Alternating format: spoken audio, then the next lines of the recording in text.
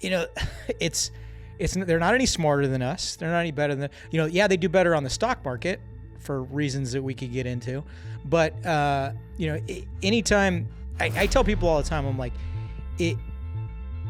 wait for politicians to be talking about something that you yourself have expertise in and see how wrong they are. And just remember that translates to literally every fucking thing they talk about. Let's go. Welcome to Citizen. We've got a very special guest today, Dr. Sergeant Mike Simpson. Or did you get out as a sergeant? Or I got out as a major. You were a major, that's right. So I was a promotable SFC when I got commissioned, and then I retired as a major. Whatever happened to battlefield commissions, and do you think there's a place in the modern Army for that? You know what? I do think there's a place in the modern Army for that. Because I think of what's his nuts? Audie Murphy. Well, Audie Murphy is one of them. I think of God damn it, what is his name? The guy that from Band of Brothers that got a battlefield commission towards the end. Oh, that Wahlberg played him. Yeah. Yes, yeah, and he went all the way to first sergeant. Yeah, he went from buck sergeant Lipton. to first sergeant. His name was Lipton. Yeah, and then he was a lieutenant, and when he got out, and turned out to be a pretty good lieutenant as well. But it's know, you started out your career, on the enlisted side, and the platoon leader in a line unit doesn't know anything. No. Right? They're like a baby, basically. Yeah, you always felt like, and this was true. It might be different now because now platoon leaders in Ranger Regiment are captains. Right. Yeah. At the time, they were lieutenant, never second lieutenants. Right. You always had to at least be a first lieutenant. But you always kind of felt that this is for their education, not our leadership. But it doesn't really work that way, right? I mean, technically, just from the because of their rank, they're given orders and shit. Yeah. Which is interesting because they're given orders kind of to in the East 7 or helping the East 7 delineate those orders maybe. And the East 7's probably been in the military anywhere from 7 to 15 years, give or take, on average. So, I mean, that's kind of, it's always been a very bizarre, like, I'm not sure I understand why that is the case. Terminology wise, I always kind of felt like the Marine Corps had the right idea in that they don't call them platoon leaders, they call them platoon commanders. And there's a difference between commanding and leading. Right? You can command. Stephen Hawking could command a battalion from his motorized wheelchair, right? He couldn't lead a battalion, obviously, right? So I thought definition-wise, I always kind of felt like the Marine Corps kind of had that figured out, at least in terminology. I don't know jack shit about what life is like in a rifle platoon in the Marine Corps. Maybe it's even worse. I don't know. Maybe the lieutenant legitimately micromanages everything. But I can't imagine that a bunch of grunt shooters in the Marine Corps are taking a lot of lip from a 22, 23-year-old. You wouldn't. guy. It's pretty counterintuitive, and it's not. It's one of those things that in peacetime.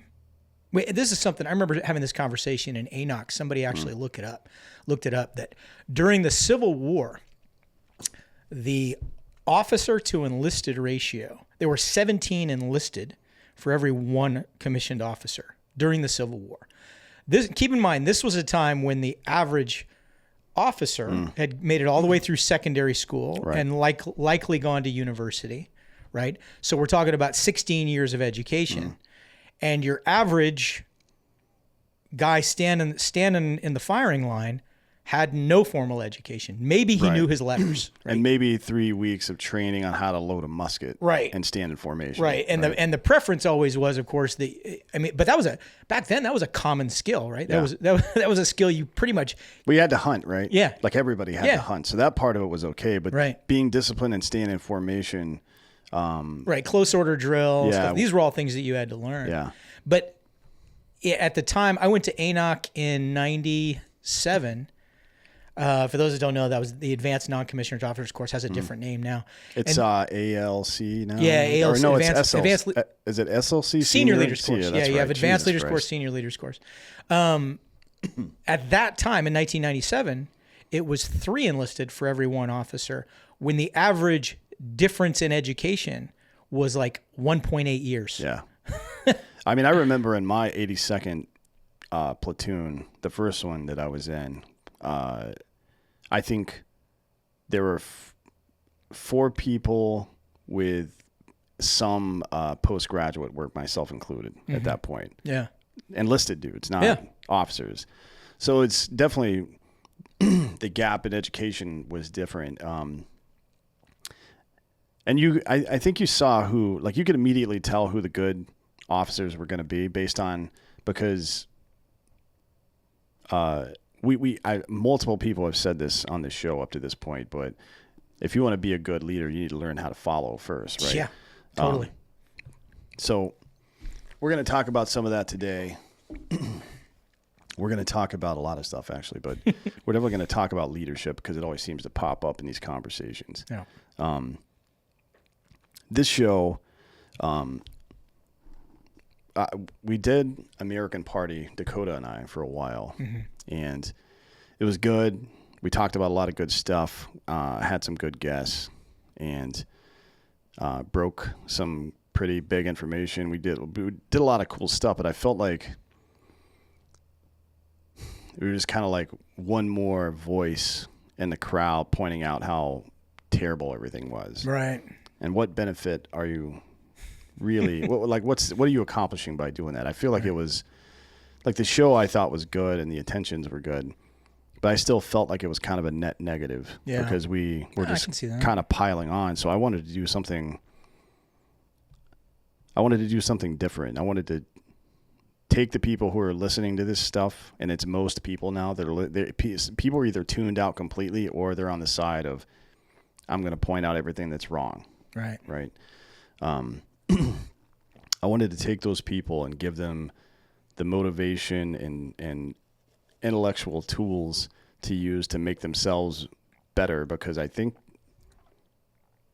the idea of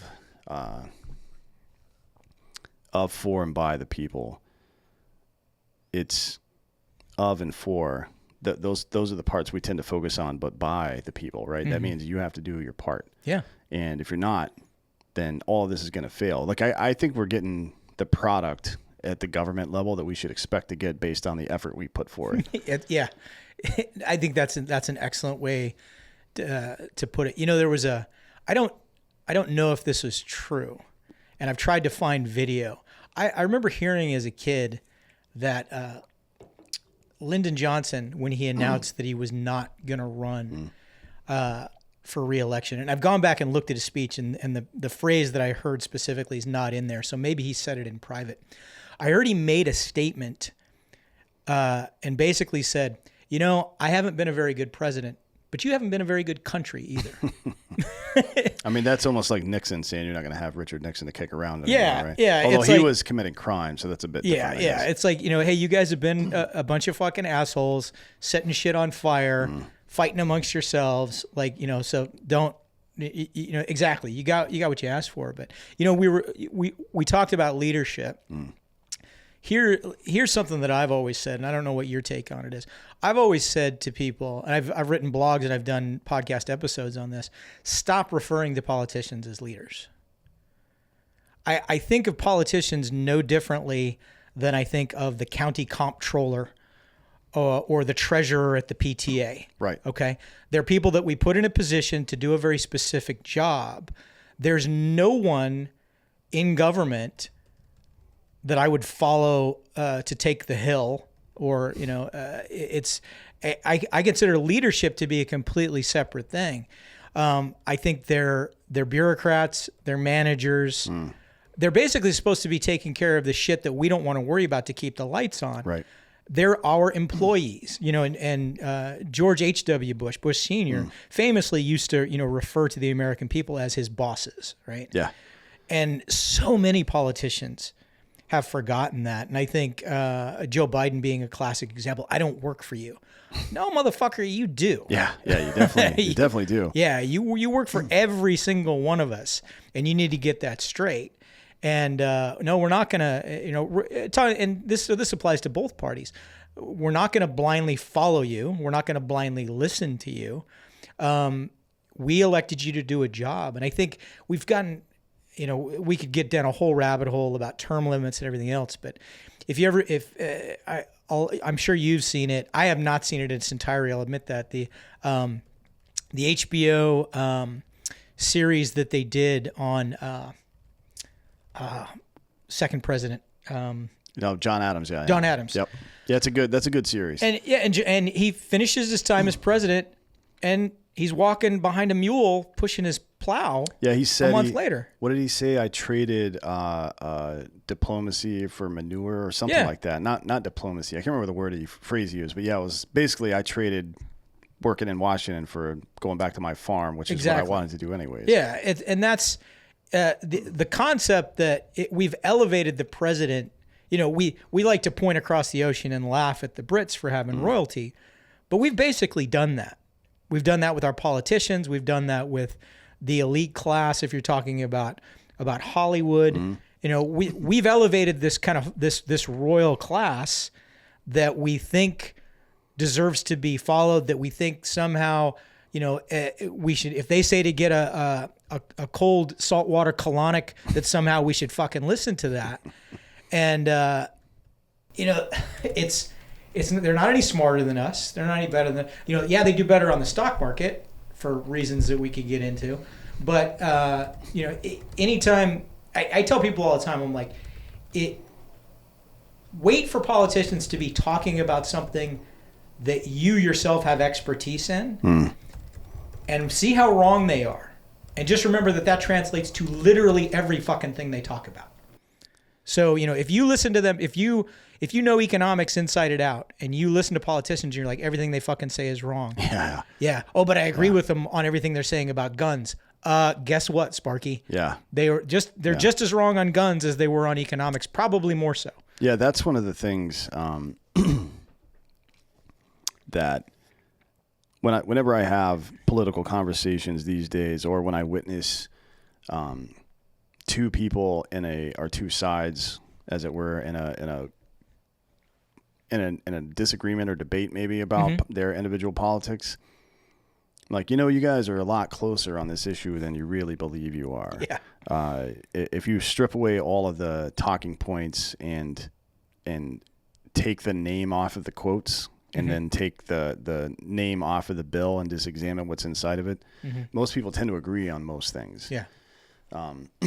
So it's all theater, right? You know what I always thought would be awesome is if just for one election and one election only, you go in and there's no names on the ballot. Yeah. It just says candidate A says this, this, and this. Candidate B says this, this, and this. And you got to pick between candidate A and candidate B. That's a good idea. I think you'd then find out, that we think we have this 50-50 split in the U.S. I think then you'd find out we have like an 80-20 split. Probably of so. What people believe. It seems like most people just want to be left alone, but therein lies the problem, right? So I agree with you that people should stop referring to politicians as leaders. Politicians are operations managers and janitors, right? Yeah. Like they're I don't mean that to be demeaning. Their job is to handle the minutia, I guess, of everything it takes to make sure that roads are okay and that national defense is okay. Yeah. And the end, right? Yeah. But The end. But they do need to handle that stuff. But it implies that they are indeed an employee. And Plato said, if you do not take interest in the affairs of your government, then you are doomed to live under the rule of fools, right? And I would add to that if you make that mistake, then you cease being a citizen and become a subject instead. Yeah. And, we're not too far removed from feudalist Europe. And that's how it was there, right? The result of feudalism is not, it's not unlike other shitty forms of government where there's a ceiling on your ability to improve yourself and your position, right? And that's kind of like that type of intrinsic aristocracy is something that we kind of made this whole country to not do. You know what I mean? So I don't know. I don't know how that's not more obvious to people. I mean, whenever things get jacked up, like let's say you were teaching a skill to a group of people and then leaving them to their own devices to do that skill and produce a product. The first moment that you see that the either the actions are wrong or the product is fucked up, you go back and examine them. Like, all right, give some instruction. Here's how you do this. And then maybe you realize this person's not capable of doing that, or they need to be retrained or whatever. But at no point do you just add more people unless you're the federal government, right? Right. That was when I worked at Homeland Security, that's what my chief told me. Is like, here's what the federal government does. Congress says we need to achieve this goal, and then some bureaucrat says, well, we need 4 people to achieve that goal. And they're like, all right, cool. Here's your budget for next year. It includes budget for 4 people. And they hire 4 people, and it's usually on a 2-year cycle because that's how Congress gets elected. And after a full year of federal employment, it's kind of difficult to fire somebody. Sure. You know what I mean? So what you get is typically 3 pretty good workers and 1 squeaky wheel. And because there's no way to just fire that 1 squeaky wheel easily unless they do something malicious, then you have to hire another person, right? So now you have 5 people doing the work of 4, and that goes on and on and on forever. That doesn't seem like a very good business model. Right. Probably the most accurate depiction of how the government actually works was that movie Dave. Is that Matthew McConaughey? No, it's Klein. Where Klein. He looks like the president, and then the president has a stroke, and he ends up being the president. And they talk about all the fucked up shit in the budget and all the and it's Kevin Klein. Kevin Klein. It's incredibly, especially when it comes to budgetary stuff. It's like incredibly accurate movie. Well, it's like like you said, these people aren't necessarily experts in Well, I mean, of all the things that someone should be an expert in to run the government, I think in the early days it seemed pretty obvious that we should have philosophers and attorneys because we were writing laws, but we wanted to take ethics into consideration while we're writing that law. That makes sense, but I don't think the Congress's job isn't just to pass laws now. You know what I mean? Yeah. It's to get good advice and I think maybe reshape existing policy to fit the new world that we live in. And there's been, like, how many economists have been elected to any kind of political office ever? Right. I'm not familiar with any. So again, there's only so much talking about this you can do before you get frustrated. I think people take 1 or 2 courses. They either become cynical about the process and become a hater, I guess, or they go in 1 or 2 directions. They either tune out of the process altogether, or they dig in, get entrenched on whatever their side is, which is funny because if you found 10 people that all identified as conservative or Republican and then had them explain 10 bullet points that the current conservative Republican Party, whatever, believes in, I think you're going to see some divergence. Yeah. So they either take that route and get super entrenched or they tune out completely. But nobody seems to have found a pathway to stay engaged in the process, but also tune out of the political party nonsense. That's kind of what I'm looking for. Yeah. That's what American Party was all about. It wasn't supposed to be like a new political party. It was supposed to be like, hey, these people can't be trusted.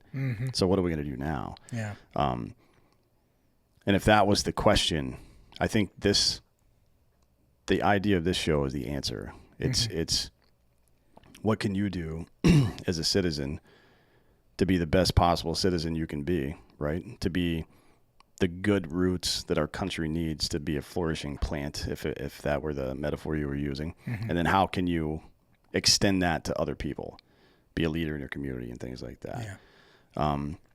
So I wonder, from your perspective, you've worked in a lot of different parts of government, from the military community to the medical community, and police community as well.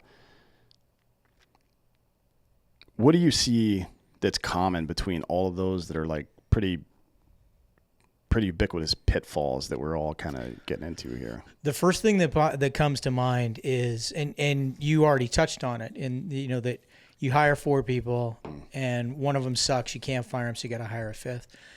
I think that what eventually ruins everything, whether we're talking about the military. So the example that I gave of, we went from 17-to-1 ratio to 3-to-1 ratio, right? The military became more top heavy. What we see in federal government with all these czars and panels and everything else.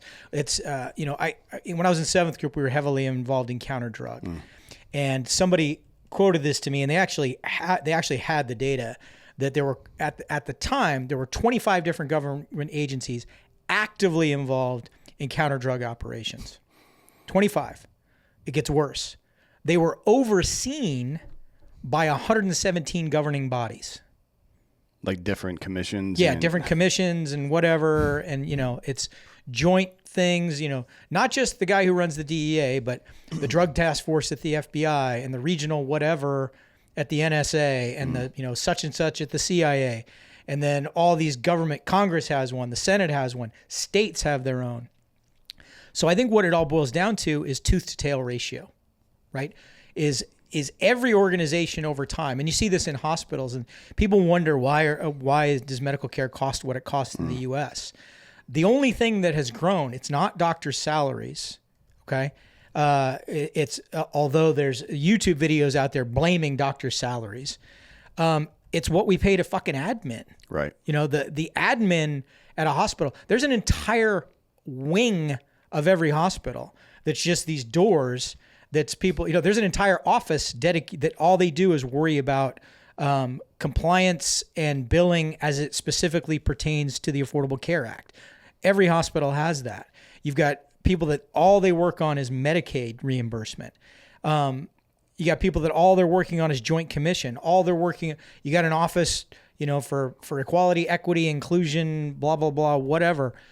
You have people that this is their only job. So the ratio to doers, to people that are doing the job that hospital is assigned to do, or that military unit, or that segment of government is designed to do, they've become very, very, very small. And then you have all these enablers. Right. And I'm using that kind of facetiously because a lot of them are actually disablers, backing them up. This is always, if you look at, and I used to know this number, and I think it's actually in my book somewhere, the 300 Spartans at Thermopylae. Okay. Wow. That sounds 300 faced off against whatever it was. Okay. Pump the brakes a little bit. So yes, it was 300 Spartan warriors. Every single one of those guys had 3 people in direct support. Right. Right. So that was what was behind the formation. So that's 1,200, but then there's the Athenians as well. And the Athenians, right? Yeah. And So it turned out there were more like 3,000, I think. Something like that. Give or take. Yeah. So they were still outnumbered. Yeah. And taking nothing away. That's one of my favorite stories in history. Yeah. I'm taking nothing away from them, but don't. In the movie that it was 300 dudes in loincloths and literally nothing else. Yeah, and 3 million. Yeah, that's not what it was. No. Okay, there was they had pack animals, they had cooks, they had people, when they were in formation, moving from point A to point B, people were carrying their armor, everything else. That to me is kind of, if we could go back in time and look what their tooth to tail ratio was, that was probably ideal. I mean, even right now in like the 82nd Airborne, I think it depends on how big you go. Like when you go from battalion or we go from company battalion and then battalion to brigade, the number of admin increases. Yeah. Right. For some reason. Totally. I don't know why. It's like there's the larger the element, the more bureaucratic bloat there is, but there's no real explanation for it. It just seems like there's more safetyism the farther up the chain you go. You know what I mean? But it's still relative. It's like 6 admin to 1 shooter, give or take, right? That's not bad. I mean, it could be better. It could be better than that, I think, but 6 to 1 is not bad. Rumsfeld actually had a plan to actually pare that down. From 6 even. Yeah. His thing is if you're one of these guy, if you're not a trigger puller, if you're a direct support guy, because his thing was we can actually have more offensive brigades, or each brigade can have more battalions because we don't need more at the top. They're not the ones getting worn out by op tempo. Right, yeah. They can supervise more, so we can put more shooters under them. You're talking about the span of control, right? Yeah. So it's a lot higher. The less. I guess the less involved you are in the actual work product, the more span of control you can have. Exactly. Yeah. And his plan, and I'd have to go back and look at it. This was, of course, early 2000s. It was a military with less people, and most importantly, not as top heavy. Right. Because they were top down cuts for the most part, but actually more operational brigades. And everybody was like, "Oh, that's not possible." He's like, "It's 100% possible because." We already have too many officers. Right. So right now, you walk into battalion headquarters somewhere, there's 6 majors sitting around waiting for lunch. They got nothing to fucking do. Guess what? You're a fucking brigade. You're going and taking this job over here now because we're standing up in another part of the BCT over here. And I'm probably using fucked up terminology. No, they did it. The BCT thing, they did it to some degree. So we got rid of our. We used to have S&T companies, and then they got replaced with FSC, which is Forward Support Company, I think. Right. And we brought, and they ended up having to support more people, right? Yeah, a lot more. And so that was part of the plan. Yeah, we added a battalion of Cav that had an embedded infantry company inside of them and some other stuff. But yeah, it was a much different look than from before. But yeah, I guess your point is that bureaucratic bloat kind of ruins everything as it scales. I think that's true in government as well. Like not just in the regulatory part of government, but in government generally. But you see the same thing, like you said, in hospitals. We'll come back to that in a second. It happens in academia. Like the cost, not the average salary, but the cost of, relative to inflation, the cost of admin in universities has gone up about 2,000% over the last 40 years. Yeah. And the salary for professors has gone up like 30% or something like that. You know what I mean? Yeah. That's not even close to the same thing. Yeah. Now, let me ask you this about the hospital thing, because you're talking about the Affordable Care Act. Does a single payer system work if you get rid of all that admin nonsense? You know what I mean? Like, because it seems to me, just looking at all the math on paper, it seems to me it would be cheaper to provide universal health care to everybody, sans all the admin bloat, than it would be to do what we're doing right now, especially with the Affordable Care Act, which is basically just a handout to insurance companies, right? Yeah. My understanding of the National Health Service in the UK is they actually have more bureaucracy than we currently have now. Sure, yeah. That's part of it. And Massachusetts seemed to be able to do it pretty well, but once you got bigger than that, it didn't seem like it scaled very well. Romney Care, Massachusetts, gave us some important predictors of what, and they were true predictors of what we ended up having under the Affordable Care Act. One of which was, so in the realm of, so emergency medicine is what I trained in, right? When I trained in emergency medicine, you have what's called ESI categories, right? ESI category. So an ESI 1 that's somebody that comes in coding, or they come in extremis, right? They're absolutely an emergency. They've been shot in the chest. That's an emergency, right? Yeah. It goes all the way up to ESI 5. I don't think it goes beyond that, but ESI 4 and 5s are not emergencies. Those are people that are using the emergency room as a clinic. Yes, those are med refills. Yep. And sniffles, and my shoulder's been hurting for a year and a half, but I was bored at work today, so I decided to, I was malingering at work today, and my boss said I had a choice to either go to the emergency room or be fired, so I decided to go to the emergency room. ESI 4s and 5s, not emergencies.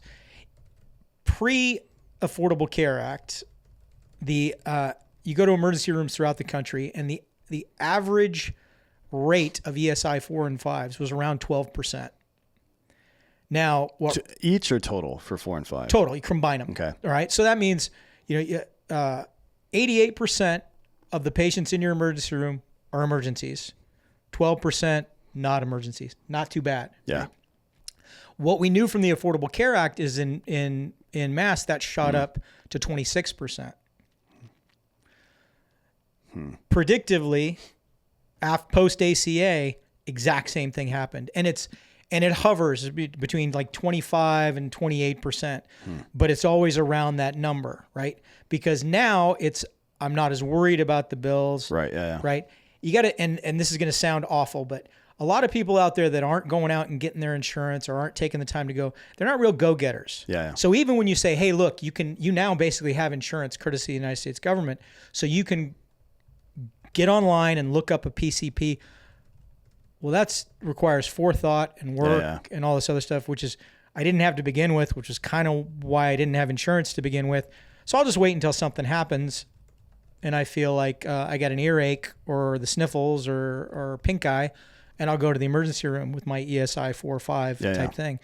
Now in the military, that number is 50%. So on a typical day, in a military ER, and this was true when I worked at Womack, and it was true when I was the chief of emergency medicine at Fort Hood, I would check my ESI 4 and 5 number. Every morning I'd come in, I'd get a report. And without fail, it was right at 50%. Why aren't these guys going to their battalion aid station? So they will. They go to the battalion aid station, and they go on sick call. Sick call, it's Ben Shapiro talks about this. I mean, sick call is a major, couple of sergeants, a major, a couple of captains, a couple of sergeants, and some privates. But you should be able to get anything that's non-emergency can for sure get taken care of in that room. But 100%. We've raised people in a society of immediate gratification, and Amazon will deliver it tomorrow, and you can get it. You can get a 3-course Italian meal in a drive-through window, right? Sure.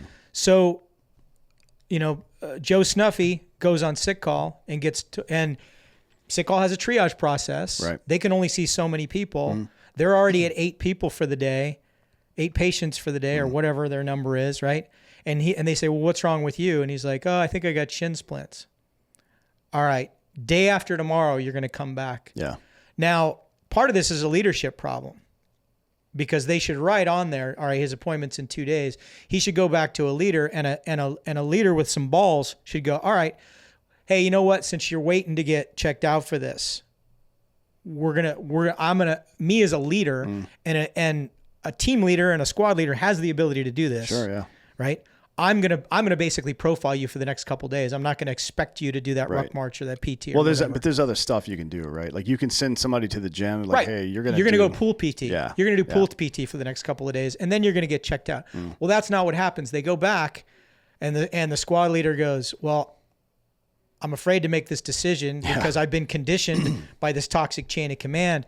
So, well, I guess it just sucks to be you. You're going to have to PT for the next 2 days. It's safetyism, right? Yeah. So what the fuck? But we would never do that with the gun. Right. Like if your rifle was fucked up, at no point would you say, just use it until it blows up. Right. That's stupid, because that's stupid, right? That's a great example.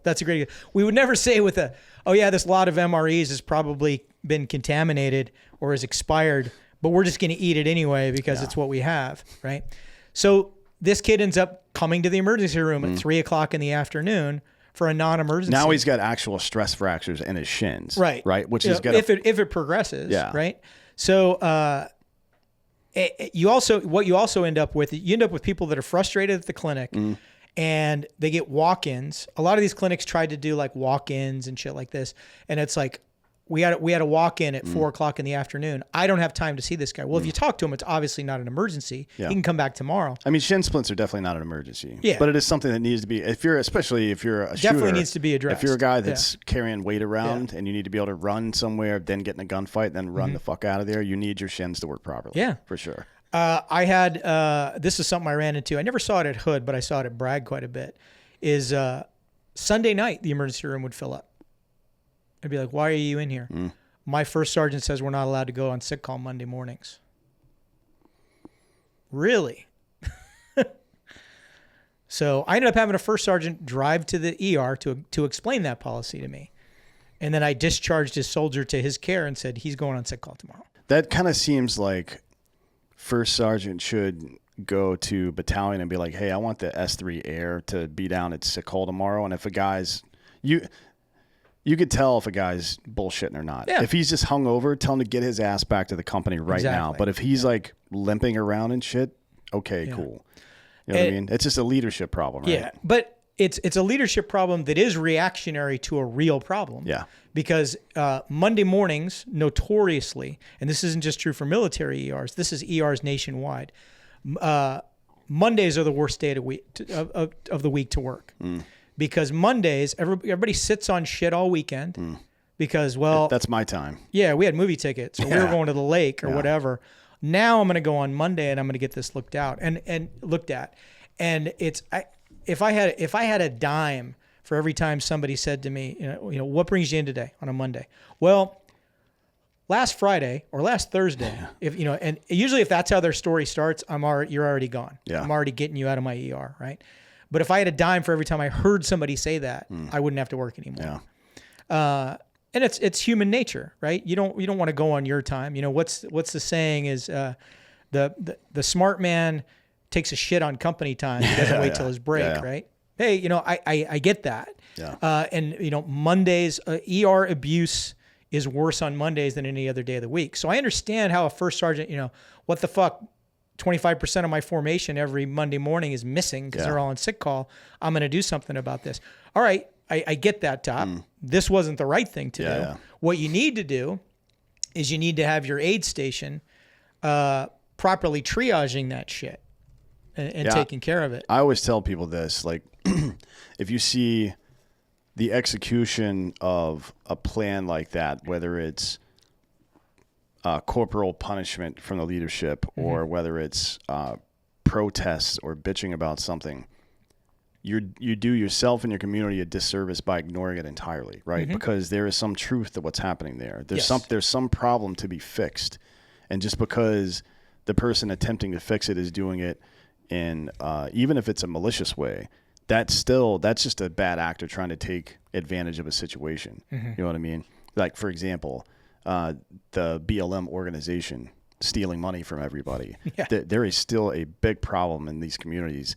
Fatherlessness mostly, right? Yeah. But lack of economic upward mobility is a big one as well. Those two things specifically that need to be addressed. Just because you don't like the prevailing narrative around it or the most common approach to fixing it doesn't mean that there isn't something to be fixed there. So the good idea is to tell that... If BLM did what people that donate to them think that they do, oh, yeah, I'd be a supporter. Yeah, same.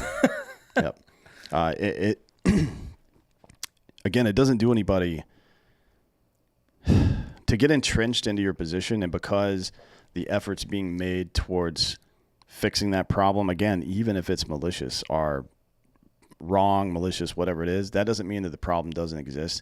And if you, in the same vein of Plato, if you don't take an interest in the affairs of your government, you're doomed to live under the rule of fools.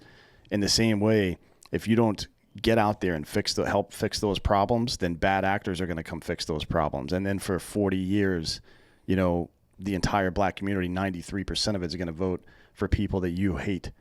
When you could have just gone and fixed that problem. Now, finally, we're seeing movement on that. Yes. Like and it's not even the Republican Party. It's just individual conservatives that are like, hey, fuck this. I'm going to go talk to these people. I'm going to go help them solve their problems. I've been saying this for 15 years. Like, just go help people. Like, if you think you've got the right answer to a question, and because of fear or awkwardness or politics or whatever it is, you don't go share that solution with other people, you're an asshole. You know what I mean? And you're a coward. And that's what we've been. That's kind of what we've been. I want to go back to this. Healthcare thing, because preventative healthcare is very important. I don't know where the phrase "a pound of prevention is worth," or an ounce of prevention is worth a pound of cure. I don't know where that comes from originally, but it's older than both of us for sure. That's a very, I don't know. Very it sounds old like statement. a Ben Franklinism. I don't know if it is or not. Yeah, it does sound like him. But the kind of people who utilize things that you make easier like that typically aren't the ones you're helping by making it easier or free. You know what I mean? Like you said, those people who go out and look for solutions like that are typically self-motivated. They were going to find a way probably anyways. Mm-hmm. So I want to know, like, from your perspective as a leader, an operator, like you've had to teach foreign nationals a bunch of stuff. You've had to teach kids stuff. You've had to teach people in the medical community stuff. How do we get these people reinvested in their own well-being and their communities and so on and so forth, so they become the kind of people who do take advantage, you know what I mean, when you provide opportunities like that? Yeah. We need to be teaching people to take ownership of their own health care. And this needs to be happening probably at the middle school level. You know, it's funny because I was... well, Arnold Schwarzenegger tried in the early 90s, right? That's one of the things I was going to bring up. It was him and Bush Sr., right? I did last night. I interviewed Drew Wingy, a good friend of mine, who's also a fellow physician. He's going to be back. It's like third time on my podcast. That'll drop tomorrow. And we were talking about when we were kids, you had the presidential physical fitness thing. I don't even know if that's a thing anymore. Well, Michelle Obama kind of revived it as the Move Pro or something. I don't remember what it was. Which was a great idea. You know, people like, you know, Hannity used to, complain about what she did to school lunches and everything like else. It's like, no, this really is an issue, Sean. Like, so you need to shut the fuck up. There's a huge childhood obesity problem. And the whole, we need to let kids, this is not a MaFreedom's issue. No. In letting kids eat shit. Letting kids This is a diabetes, child abuse issue. Yeah. You know, if they talk about, the childhood obesity epidemic in America, that if a foreign government was releasing something into the American drinking supply that was causing this, we would consider that an act of war. Yeah. Right? Like corn syrup, for example. Exactly. Should be an act of war. Yeah. And we're doing this, right? And there is no single group that I can point to and say, this is on you. But I do look at it, being a part of the medical community, and I talk about it extensively in the chapter in my book on it, how the medical community has failed this. And we basically took the trust that people have been putting into us for generations, and we failed to realize that, I talked about the drive-through. We live in this drive-through time, right? Yeah. Everybody wants it right now. They want a quick fix. Does somebody want to count their macros and go to the gym every day, or do they want to take a pill? They want to take a pill, right? Because it's quick and it's easy. I talk about I'm trying to lose the weight right now that I put on after surgery, and I'm weighing myself every Friday. And I've even talked about, I've done a couple of IG lives where I talked about, look, I'm weighing myself every Friday, but really that's not the right way to do it. Right. Because you really should be looking at how much am I losing over months and years. Yeah. If you're looking at it week to week, but it's that dopamine hit, right? It's I'm winning the video game. I'm getting that immediate gratification. And we've gone too far. There's so many things that you can avoid with good behaviors, but we're just saying, yeah, fuck it, do what you want, and we'll come up with a pill to take care of it. A pill that is expensive and has side effects and isn't going to work for everybody, And this is, we could get down a huge rabbit hole on this. But we do that. It's when I talk to guys and right around my age, they're on 2 blood pressure medicines. And I'm like, what lifestyle modifications did your provider Did he try? even recommend anything? Yeah. Like stop eating grains. Well, he didn't. For a while or something, right? Like reduce the inflation and see how that works. Right. Drink more water and reduce inflammation. Drink more water. You can do a lot of stuff just with those 2 stop things. eating a loaf of French bread every day, shit like that. Like seriously, just those 2 very simple things will change your life. Yeah. I talked to a retired SF guy recently, and he I'm not going to mention his name because I don't want to, even though this was in an open forum, it technically might be a HIPAA violation. A PA noticed a small aneurysm forming on his aorta and he said they recommended that I stop smoking cigars. I don't know if I agree with that. And when I hear that, I'm a cigar smoker, right? I'll have, I'm actually, typically I'll have no more than 1 a week. Lately I have one a month, but even when I was smoking a lot of cigars, once a week. So I asked him, I said, how much are you smoking? And, do you have any other medical problems? Right. And he said, yeah, I'm on 2 blood pressure meds. And he told me what they are. And I smoke between 4 and 5 cigars a day. Oh my God. And I'm like, that's a pack of cigarettes. That is a pack of cigarettes. You're a pack a day smoker. And I'm like, the time for this conversation wasn't before you got put on your second blood pressure medicine. Yeah. It was before you got put on your first blood pressure medicine. Right. I said, dude, if you cut that out, you probably won't even need to be on blood pressure medicines. Yeah. And oh, by the way, the high blood pressure is what caused that aneurysm. Yeah. Because your heart is shooting, literally a high pressure hose impacting into the wall of that aorta, and that's what's causing that weak spot. And it was a little bit of a wake up call for him. But the medical community, it's part of it's laziness. Right. Part of it is not wanting to tell people the hard truth, not wanting to be confrontational. Right? Because people are sitting across from me and they don't want to hear you're 35 pounds overweight and I watched you walk in here with a Chick-fil-A bag and I can smell cigarette smoke on you. These are all of your issues. Right? It takes longer to have that conversation. That patient might write me a bad review now that I have to answer for. And I was really fortunate when even in the civilian jobs that I've had, that I've never given a flying fuck about Yelp reviews or Press Ganey scores or anything like that. And I've had these hard conversations. And sometimes they go badly. Sometimes they get pissed off. But most of the time, I've been shocked at how often this happens. Why are you the first doctor to tell me this? Yeah. I had a guy got diagnosed with diabetes, was totally blown at not doing anything that he was supposed to do. Because he's like, well, they gave me metformin. I'm taking the metformin. Yeah. And he's telling me how he eats. His A1C is off the rails. His blood sugar's off the rails. And I tell him really uncomfortable shit like, the first bad side effect you're going to have from your diabetes is your dick's not going to work anymore. Right? Wait, what? Nobody ever told me that. Okay, well, that's going to be an issue. Now, do you want that, or do you want me to tell you how to fix that? And I'm like, tell me what you eat in a day. And it was all high glycemic index carbs. Well, you've seen this. All of it. This latest research, 93% of Americans are effectively in bad cardiovascular shape. Yes. Like I think maybe we need to go back to dudes in their mid to late 20s when they start to develop bad eating habits like that after they've done athletic shit in their early 20s, and let them know exactly what an erection is and how it works. You know what I mean? Just like the basic at the cellular level. Yeah. Because if you you'll take a lot better care of your heart and your oxygen levels. Yeah. If you know exactly. I mean, provided you care about that sort of thing. Because does a 20-year-old kid care if you say, you know what, son, you keep up the way you are, someday you're going to have high blood pressure. And he goes, well, my grandpa's got high blood pressure. He just takes medicine for it. Your blood sugar is going to be high. Oh yeah, my grandma's got that. It's not really that big a deal, right? We check her blood sugar and she's on medicine. Because anything you tell them, they're like, well, there's a medication for that. Right, yeah.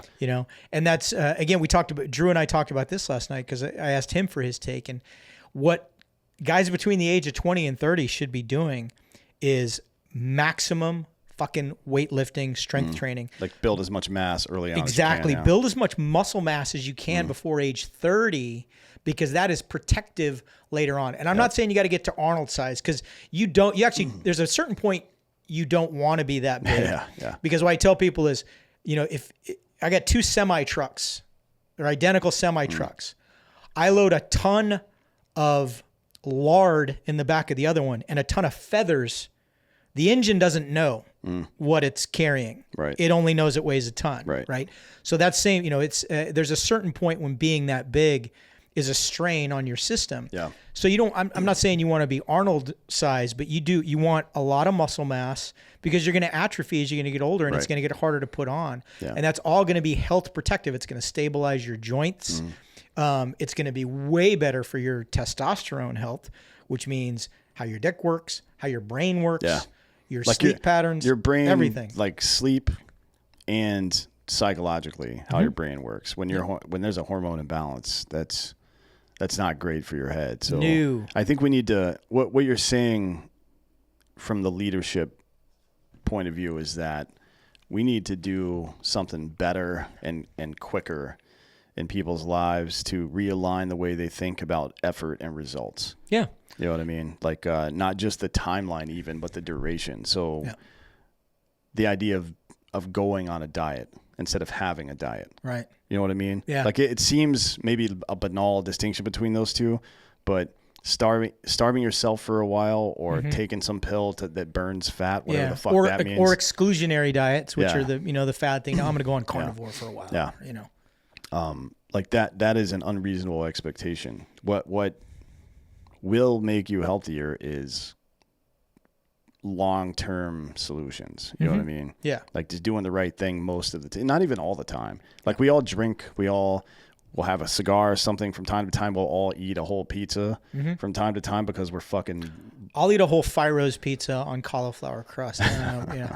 Like a Pizza Hut stuffed crust. I don't think I can knock that one off. There's like 2,500 milligrams of sodium in that bitch. Something, yeah. But yeah, like we all do things from time to time. But if you, for the most part, do the right thing in your diet, it doesn't matter, by the way, how much you work out. If you eat shit, your body's gonna. You may look good, but your body's gonna be a piece of shit. Yeah, real gains are made in the kitchen. Yeah, it's 100% true. It's what you fuel yourself with, and unfortunately, we get in this false sense of security because, I ate whatever my parents put on the table when I was in high school. Then I got in the Army, and it was a 2-egg omelet every morning. Yep.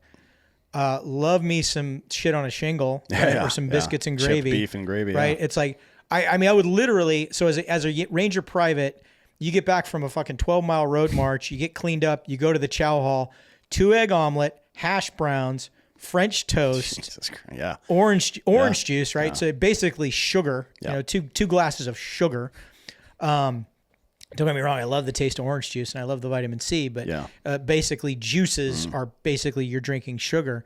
And this is how I ate for the longest time. And you talked about former athletes who then aren't athletes anymore, but they're continuing the same eating practices.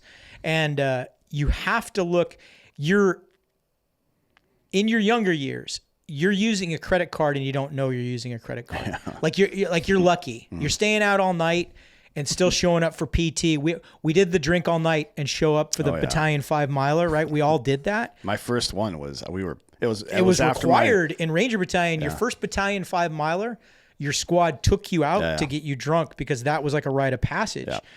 And you're accruing interest on all that shit that you pay later, which if we start teaching people, hey, guess what? Yeah, you could probably get away with it right now, and you could probably still run that fast or run that far or lift that weight. But if you start looking at, I talk about in my book, performance longevity versus, longevity optimization versus performance optimization. Right. You don't need a lot for performance optimization when you're young, when you got a lot of telomeres on your DNA, when you can recover quickly. As you get older, that's not the case. So if you start concentrating it on a young age, you're going to avoid not only these orthopedic injuries, but plaque deposits on your arteries, all this little micro damage that, is why your dick ain't going to work when you get older and why it's going to be trouble. You're going to have trouble concentrating and have headaches and all this other shit. So if you start eating right and getting enough sleep, which is almost impossible to convince a 20-year-old to do, right? But if you do that, you're going to live longer. You can do shit in your 20s that's going to mean instead of dying at 70, you might live to 90. Right. Right?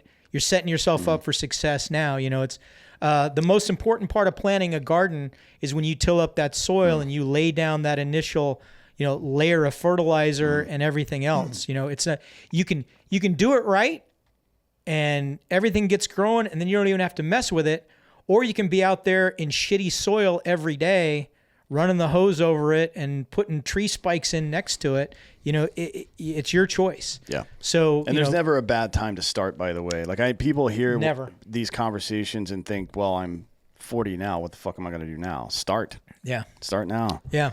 So I want to get into the principle that you chose to discuss today, which we've already touched on a little bit, but it's I will reject divisiveness in all its forms because those trying to divide us are trying to conquer us. And it's always something that comes up in any discussion, I think.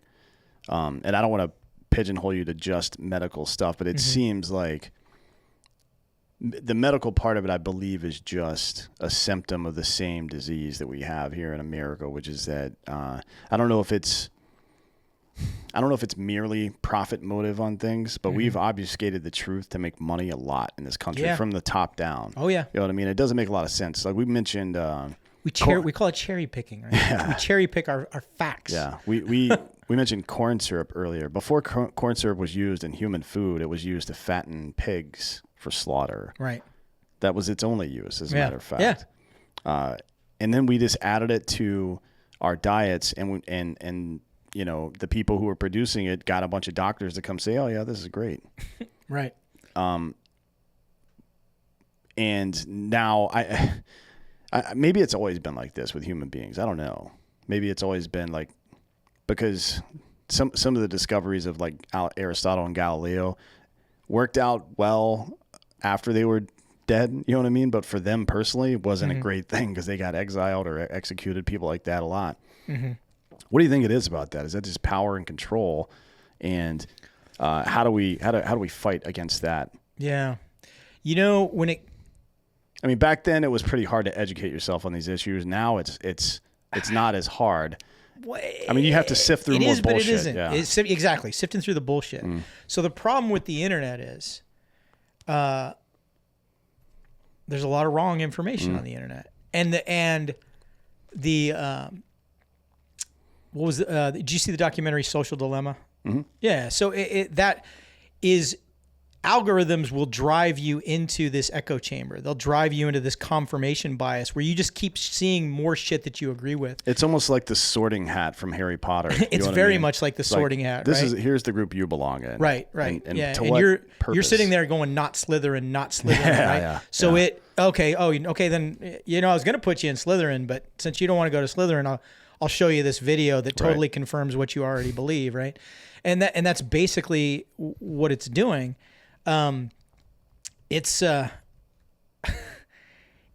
interesting, and it's interesting. You know, you can do these dives, and I talk about this. I've talked about it multiple times that I will be debating somebody in an online format, and they will, like, if I say, and I'm just gonna make something up so it's not too parallel or anything. Like they have a device called a widget, right? And if I say, well, you know, there have been multiple studies that show that widgets cause cancer, and they'll open up another window and they'll basically Google the exact widget cures cancer, and then they won't even read what pops up as the number one article, and then they'll post it as their rebuttal to me, right? And then I click on it and I read it and I'm like, okay, you clicked on a clickbait headline. And actually, if you read this article, it actually confirms exactly what I posted, which is widgets cause cancer, right? But people don't want that. They don't want to be educated. People want to be right. And it kind of feeds it when we're talking about divisiveness, right? It's all about the tribalism too. Yeah. So in the medical field, a great example is, you know, we're finally coming out of the pandemic, right? And there's a divide. I mean, medicine shouldn't be divided, right? We're supposed to be scientists. There should be consensus. I mean, what you don't hear in toothpaste commercials is 5 out of 10 doctors agree this is the best toothpaste, right? Right, because then you wouldn't buy that toothpaste, right?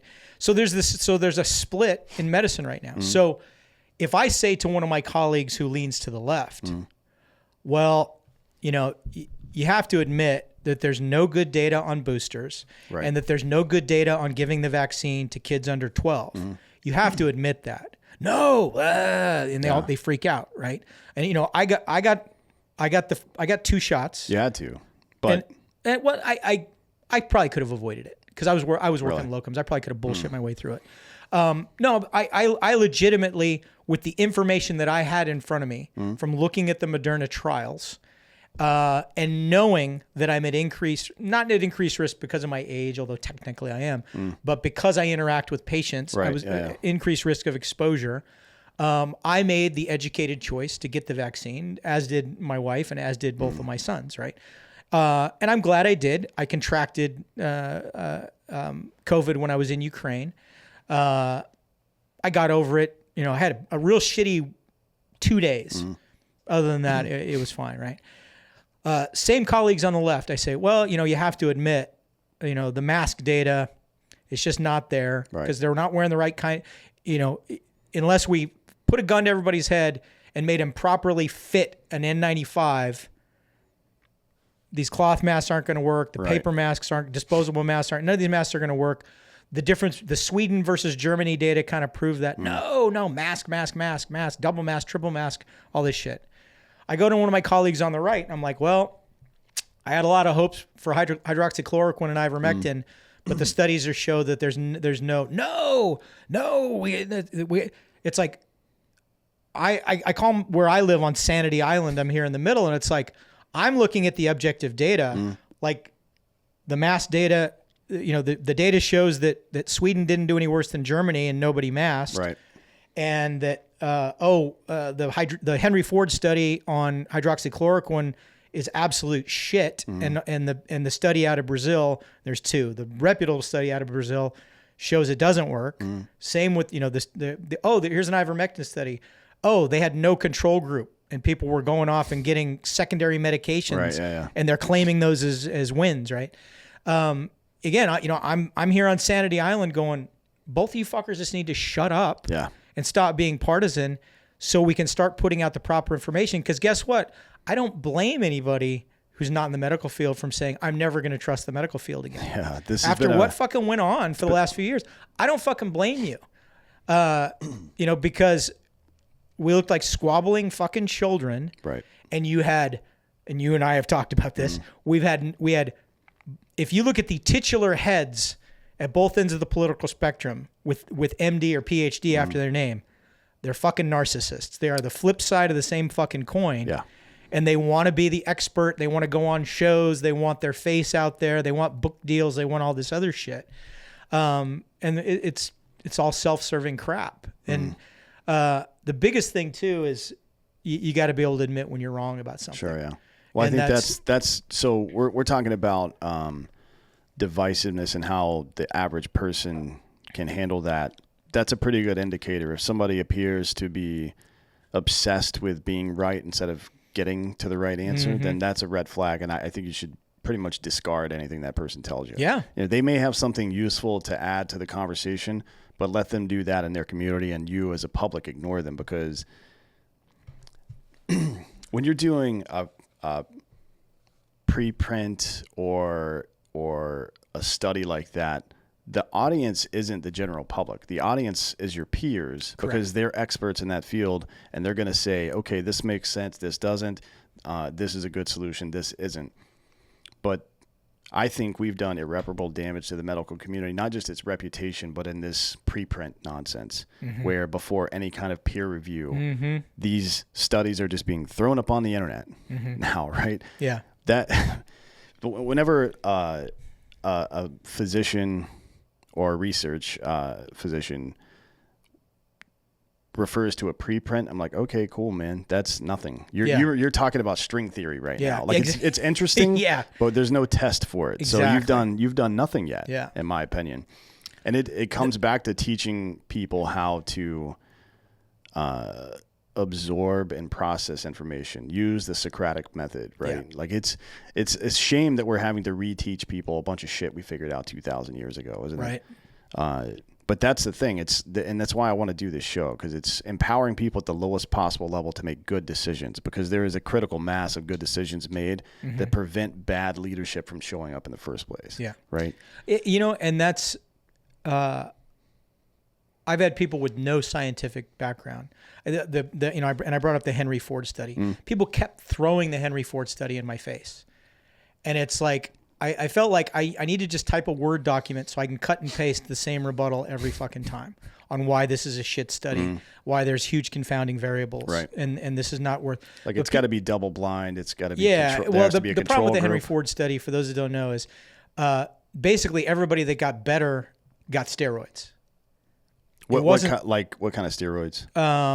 I don't know which. It says in the study what they were giving, but prednisone or something like that, like one of the main ones. Yeah, they were and people go, well, that couldn't have helped because there's studies that show that steroids were actually killing COVID patients. Like, no, that's not what that study showed. That study showed that when patients were sick enough to get steroids and they got steroids, it's kind of like saying, well, if the fire department shows up to your house has a 25% greater chance of burning down. Right. That's because they showed up when the house was fucking on fire. It's sampling on a dependent variable. Exactly, exactly. And the Henry Ford study was flawed. It didn't show any benefit to hydroxychloroquine. It should have opened the door for, okay, we fucked up because everybody in the hydroxychloroquine, or not everybody, huge number of people in the hydroxychloroquine group, because what happened was these were sick patients, and they started saying, let's throw the fucking kitchen sink at them. Right. And hydroxychloroquine was part of the kitchen sink. But nobody in the control group was getting steroids. So it's like, oh, the hydroxychloroquine group got better. Well, maybe it was the steroids. Right. Was, we don't know. You need to do a whole nother study. So steroids as a therapeutic. Yeah. Would have been really helpful. We used to have a saying that nobody should die without getting a stress what we called a stress dose of steroids. There's this, the winds of medicine blow back and forth every few years about, are we hurting people with steroids? Are we really helping people with steroids? Right. But it ends up that we always kind of come back to giving it because the number needed to harm is so incredibly huge that we know we're not, it's like saying a prayer over somebody. You're not going to hurt them by doing it. So you might as well do it. But people get in these echo chambers and they just want to keep throwing the same shit because it's tribalism. It's like, this is the standard my tribe is marshaling behind. So I'm going to keep throwing this out there because I've heard other members of my tribe do it. And what amazed me is it's like, when people would argue with me about it, I'm like, don't you want to hear why, the reasons why I don't think it's correct? Yeah. Or, is this all binary to you? Is this like a vote? And I would get that too. It's like, well, for every doctor that says it doesn't work, I can go find one that does. And it's like, well, maybe, but why not? I like talking to people that I disagree with. Yeah. There's a guy that I regularly text with now who emergency medicine physician. The reason we came to know each other is arguing against each other in an emergency medicine forum. Which is that's an important thing to do, by the way. Yeah. Right? It's not like people hear you say like, oh, doctors are arguing about this. Like, no, that's the scientific process. They have to go back and forth. Yeah. But I mean, we were arguing about basic political things. Like he's anti-gun. Okay. I'll leave it at that. That's what got us arguing initially. Right. But I'll reach out to him and I'll go, hey man, he's done a pediatric fellowship. So he specializes in pediatrics. And I'm like, hey man, what do you think of these puberty blockers? What am I missing here? Yeah. For people that are advocates of it. And he was able to, send me a couple of papers. Hey, this is the thought process that all the, if as long as you're starting it here and only given this is reversible at this point, and the data out of this country and the data out of this country. So that's what, and like you say, that he and I share a lot more in common on this issue. Like he's like, I absolutely don't believe in surgery below the age of 18 because there's no data for that. In fact, there's data that... Well, the data is that it gets reversed more often. Yeah, the data is that it gets reversed. Of the time, yeah. And now that we're having these, what they call sudden onset gender dysphoria, which is almost like it's basically a form of conversion disorder, right? Yeah. It's like if we were to say the moment that you say, I'm trans, we're start lopping shit off, we're going to have a problem. Yep. But I think it's important, ask people not only, why do you disagree with me? What data are you looking at? And maybe you can debunk that data. Maybe it causes you to revisit what you're thinking about. Well, it's like showing your work in a math class, right? Right. Yeah. Like I make that. That's a great way to put it. I use that metaphor a lot. It's not people. When I was a kid, I was like, man, this motherfucker. Like I felt like they were just trying to give me superfluous work to keep me busy because I was such a distraction for everybody else. But it turns out that's the only way you can tell where you went wrong. Yeah. Is if you write it all out. Like if so here's something people don't know. The NEST teams, right? That respond to nuclear emergencies, or even like an advanced level bomb disposal person. When you have provided it's safe to do so, you have electronic communications, and you're saying out loud every single thing you do for the next guy that has to disarm the same kind of bomb. Even if it blows up, they know why it blew up. This is where we heard the explosion. Yeah, like seriously, that's a very extreme example. But going through all those processes, and Jordan Peterson always says. One of the things he does in his counseling is if a married couple if they're just butting heads on the same issue over and over, he will make each one of them explain to the other person's viewpoint to the other person's satisfaction before they move on, right? And there's a name for this principle. I can't remember what it is, but essentially it is if you can't steel man the other person's argument, then you don't understand yours or theirs, right? Because you don't understand why they're wrong. You don't really, if you just say, if you just make the statement, shall not infringe, for example, when it comes to gun debates, then you don't really understand the debate. You know what I mean? Totally. So the idea, like here, this is a good thought experiment. It's something that Tim Kennedy got in trouble for some reason because people are fucking stupid, frankly, but I know exactly what you're going to say. Yeah, it's the thing. And these fucking NPCs still, every time Tim posts anything, it's like they fucking dogpile on it. It's Go ahead. it's so stupid. But it's like, let's say we have an accurate measure of what all the red flags are that might make somebody an active shooter. What is society's responsibility to do with that information? Yeah.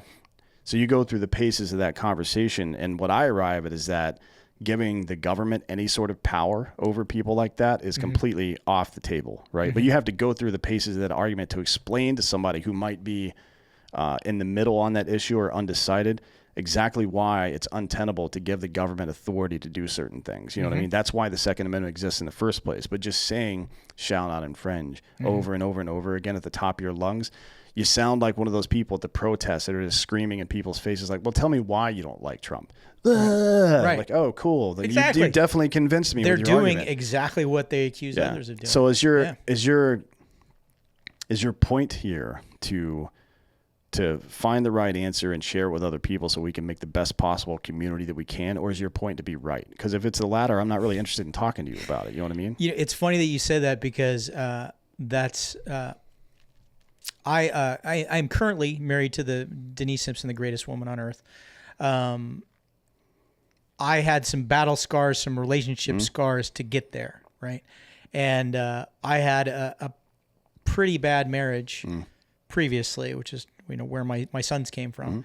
And I remember talking to a marriage counselor, and not in the setting of being counseled, but in the setting of what type of things, what can I do on my own type thing.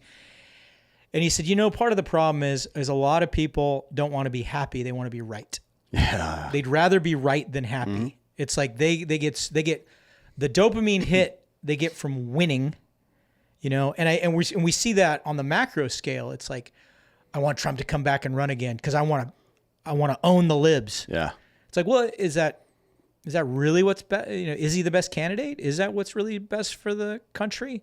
That's open to debate and open to discussion. It is possible, but you should at least be willing to have a conversation. But wanting it just to own the libs is not. It's like, I need you to verbalize. If you say, well, look, he's the only one that has this economic policy in this form, what he did with the Abraham Accords, okay, that's a logical argument for why you want him back in office. But to own the libs is not a logical argument. No, and then in the medical side, the left wanted the vaccine in everyone. For you can wonder to yourself. Yeah, my body, my choice kind of went out the window with that, right? You can wonder about their motivations, whether it was the stock prices of the three major medical companies that were involved in that. By the way, of the top 10 companies that members of Congress, both houses, are invested in, Johnson & Johnson, Moderna, and Pfizer are all in the top 10, just to be clear. So is Facebook and Google, by the way. Now, but also, if you look at, I want to say those companies are also massively represented in every 401k. Yeah, that's true. Of the general populace. Yep. But 401k, you're not picking. Correct. Right? Yeah. Congress is picking. Yes. Right. They're picking winners. Yeah. So the left for what? But that's speculation. Yeah. Even though there's evidence to support it, there's still speculation. But let's just say the left wanted the vaccine and every person, so they denigrated therapeutics.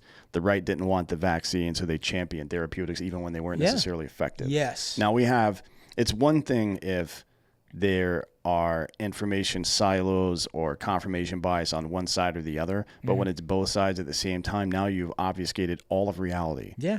And there's only one solution for that, and that's for people to demand actual information, right? And to have the skill. Like, you're not going to be able to look at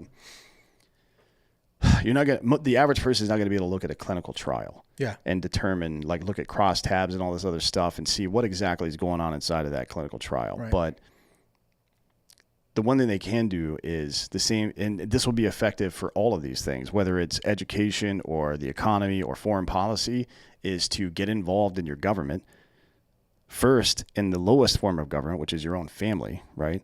And teach and then expect people use the Socratic method and the right way of coming to conclusions in a way that benefits not just you, yourself and your own ego, but everybody around you. You know what I mean? Because that's what a fucking man does, frankly, is build a fence around their shit and protect it. Yeah. Not fucking sit around and talk about how cool they are or say they're right when they don't know if they're right or not. That's not what good people do. And if enough people do that, then shitty leaders and weak people won't exist in these jobs. Yeah. Like, it just doesn't work that way. Like, how many weak, ineffectual founding fathers do we have?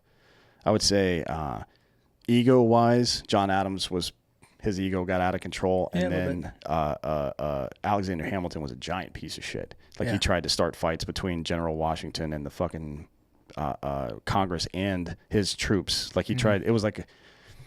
Anyways, I'm not getting into that. I hate Alexander Hamilton, but he was kind of the mean girls of the founding fathers. He literally tried to, like, he went to Washington and said, "Hey, your people are really your soldiers are really unhappy that haven't been paid yet.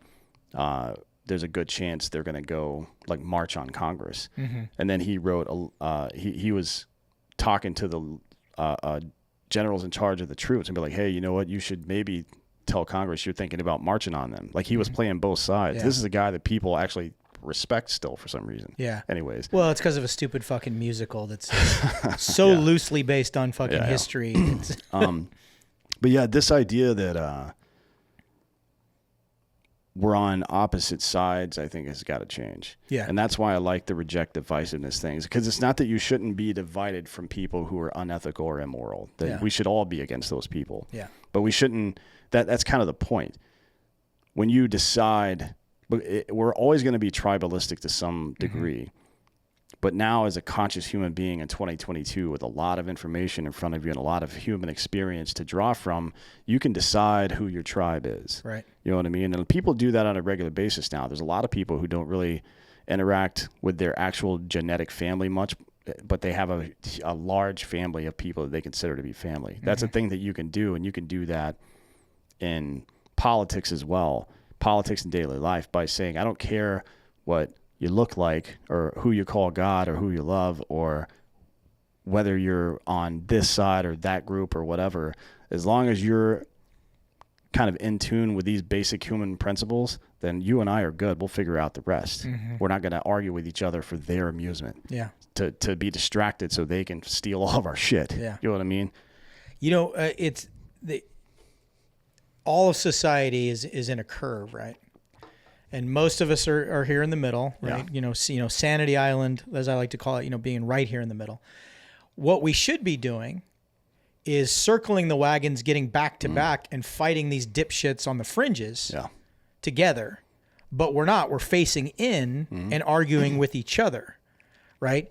And we're in, you're 2 degrees of difference of opinion off of somebody, you know, you're slightly right of center, they're slightly left of center.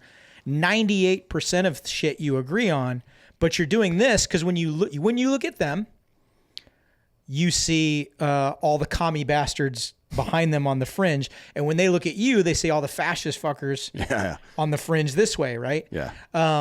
When again, we should be back to back, swords drawn, fighting the dipshits on the fringe. Well, we're not doing that. We let those fringe elements be the gatekeepers, right? So because they're the loudest voice. Yeah. So when they show up to the gate, that's all that anybody can see. You know what I mean?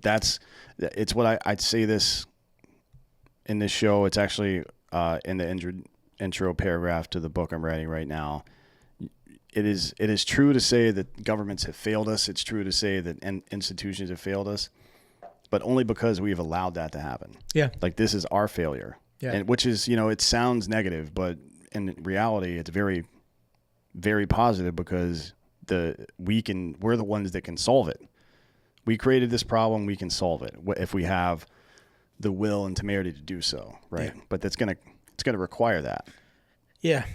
So we'll see how that goes. Is there anything else you want to share with people before we get out of here, other than the book? Honed? No, man. Yeah. So that's my book, Honed: Finding Your Edge as a Man Over 40. So it's still doing really well. So, yeah, good. Yeah, I get a lot of emails, and the reviews on Amazon have been really positive. That it's helping dudes over 40 continue to be a fucking savage and get the most out of life. So, no, man. You know, the big thing I would say is.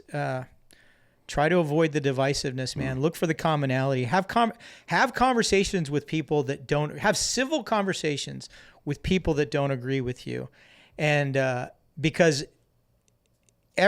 all the bad shit that we've seen happen over the last decade, most of which has to do with dehumanizing people that don't agree with your worldview, and because once you dehumanize someone, then you are justified in doing anything. You know what? If you legitimately think someone is Hitler, then you're justified in by any means necessary taking care of them. But the fact of the matter is they're not fucking Hitler, right? Is nobody is Hitler and nobody is Mao except for Hitler and Mao, and they're both dead. So, you know, start humanizing people and show that you're a human to them. You know, that's how, again, me and this guy tooth and nail fucking arguing online, and then what brought us together as, you know, as associates and friends is I knew he had an interest in doing austere medicine in locations. And when I was standing up a team for Ukraine, he was one of the first people that I reached out to, knowing full well that he and I disagree on so many fucking issues. But hey, this is common ground. Yeah. Right. Well, it turns out that helping people that need help is more important than your petty squabbles. Fucking A, it is. And we need to start recognizing this as, you know, if a meteor was coming for Earth or aliens were invading, you know, we talk about this all the time. If we could once again be the country that we were on September 12th, 2001, you know, when we all put aside all of our bullshit and, man, we're so fucking divided now. And, you know, owning the other side only makes us more fucking divided. Yep. So, you know, try to have good conversations. Again, I briefly got back on Twitter and I'm like, fuck, this is a cesspool. Because I found myself walking around trying to think of shit that I could post that would be like a fuck you. And I'm like, God, I'm spending a good chunk of my day walking around thinking really negative thoughts. Yeah. And I that's not who I want to be. Well, it's like I tell people this: if you don't want to eat junk food, don't buy it.